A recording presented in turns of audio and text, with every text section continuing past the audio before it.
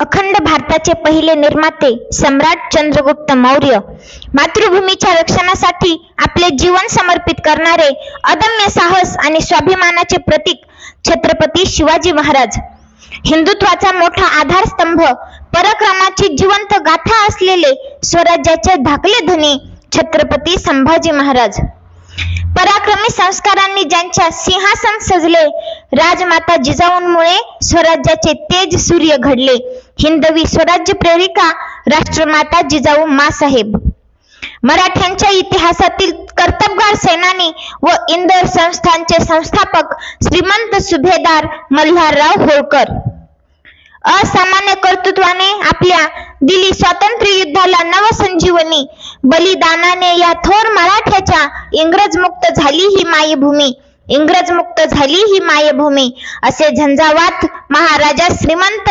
यशवंतराव होळकर, ज्यांच्यामुळे लाखो घरांचा उद्धार झाला, दीन दुबळ्यांना जगण्याचा अधिकार मिळाला, असे कायदे पंडित भारतरत्न विश्वरत्न डॉक्टर बाबासाहेब आंबेडकर, स्त्री शिक्षणाची मुहूर्तमेढ रोवणाऱ्या महात्मा ज्योतिराव फुले, तसेच क्रांतिकारी कार्यात सर्वस्व अर्पण करणाऱ्या क्रांतिज्योती सावित्रीबाई फुले, आणि सर्वात महत्वाचं म्हणजे स्वाभिमानी राज्यकर्त्या म्हणून जगलेल्या लोकमाता होळकर घराण्याची तत्वज्ञानी राणी, दानशूर कर्तृत्ववान धर्मपरायण व कार्यक्षम राज्यकर्त्या रणरागिणी पुण्यश्लोक अहिल्याबाई होळकर, अखंड हिंदुस्थानाचा मानबिंदू असणाऱ्या या तमाम मानवांना मी प्रियांका बोरुडे मानाचा मुजरा करते. खरं तर डॉक्टर बाबासाहेब आंबेडकर म्हणतात, जो समाज इतिहास विसरतो तो समाज इतिहास घडू शकत नाही, तर तो इतिहास जमा होतो. अहिल्याबाईंचा लोक कल्याणकारी इतिहास केवळ त्यांच्या हातात पिंड देऊन त्यांना फक्त धार्मिकतेच्या चौकटीत बंदिस्त करून टाकण्यात आला. हाच तेजस्वी इतिहास आपण या व्हिडिओमध्ये पाहणार आहोत. अरे, हिमालयापेक्षाही जास्त उंचीचं शौर्य आणि सह्याद्री एवढा पराक्रम होता अहिल्या देवींचा. ज्या मनगटात बळ, बुद्धी आणि चातुर्य आहे तोच स्वकर्तृत्वावर लोकाभिमुख राजा बनू शकतो, असा संदेश देणाऱ्या व ज्यांच्या कृतिशील कार्याचा उल्लेख भारताच्या इतिहासात सोनेरी अक्षरांनी केला जातो, अशा लोकमाता अहिल्याबाई होळकर यांचा जन्म 31 मे 1725 रोजी महाराष्ट्राच्या अहमदनगर जिल्ह्यातील जामखेड तालुक्यातील चौंडी या गावात झाला. स्वातंत्र्य रक्षणे आपुले ही वीर रणरागिणी झाली, स्वातंत्र्य रक्षणे आपुले ही वीर रणरागिणी झाली, ती गोर गरिबांची माय माऊली, थोर अहिल्या जन्म आली, थोर अहिल्या जन्म आली. अहिल्या देवींचे वडील मानकोजी व आई सुशीलाबाई शिंदे यांनी त्यांच्यावर अत्यंत चांगले संस्कार केले. वडील मानकोजी शिंदे हे त्या गावचे पाटील होते. त्या काळी स्त्रियांना शिक्षण दिले जात नसे. प्रत्येक स्त्री ही चूल आणि मूल या चौकटीतच स्वतःचे जीवन जगत असे.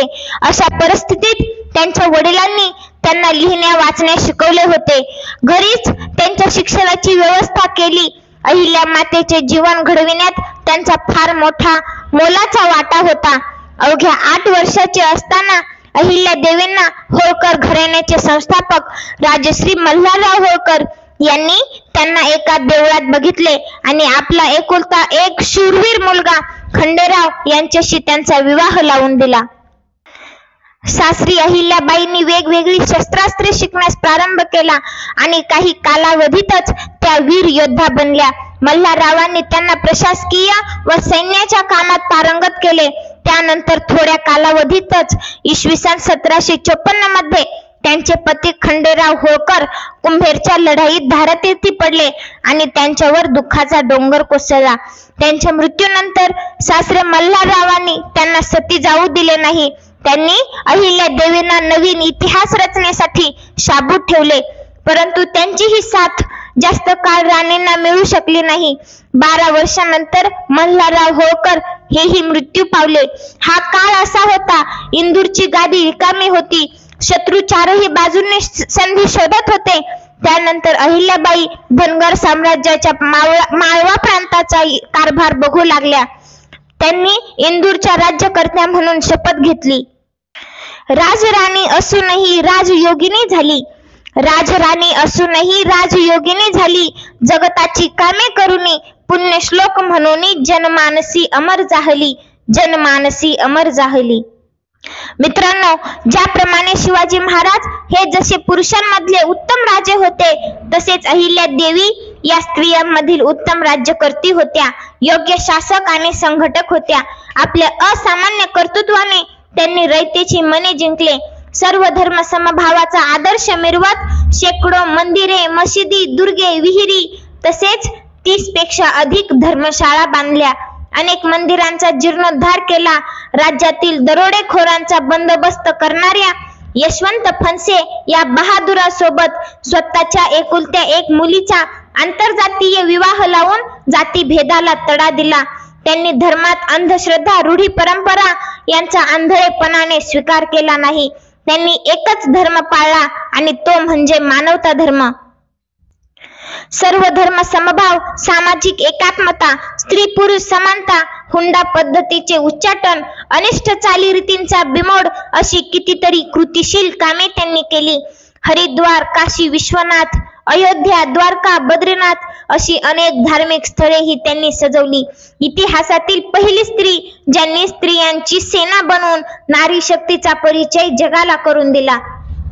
ज्यांच्या हातात महादेवाची पिंड आणि तलवार पेलली जाते, त्याच व्यक्तीमध्ये इतिहास घडवण्याचे सामर्थ्य असते, हे आपल्याला त्यांच्या थोर चरित्रातून शिकायला मिळते. त्यांचा हाच तेजस्वी इतिहास येणाऱ्या युगेनुयुगे असाच तळपत राहील आणि या जगास प्रेरणा देत राहील. अशा या महान विभूतीस माझा त्रिवार मानाचा मुजरा. शेवटी जाता जाता एवढेच म्हणेन की थोर तुमचे चरित्र आणि थोर तुमची गाथा, थोर तुमचे चरित्र आणि थोर तुमची गाथा. महाराणी पुण्यश्लोक अहिल्या मातेच्या चरणी नमविते माझा माथा, नमविते माझा माथा. एवढे बोलून मी माझे भाषण संपवते. जय हिंद, जय महाराष्ट्र.